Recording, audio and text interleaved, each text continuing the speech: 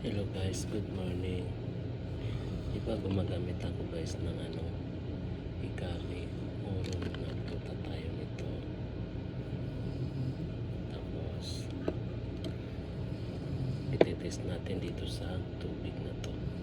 Ito maglagay tayo ng betadine. Meron akong kutsara para i-mix natin. Ito yung capsule. So ilalagay natin. Test natin guys kung effective pa siya parehas sa dati na ginawa ko.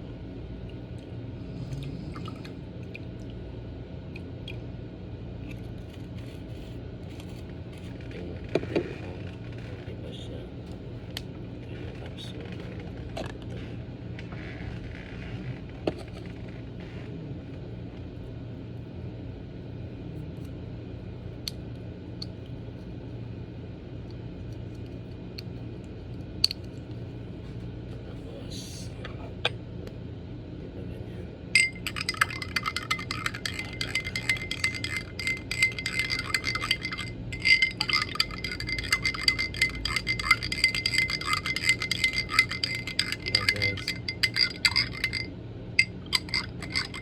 Ang bilis na nakaputi yung tubig.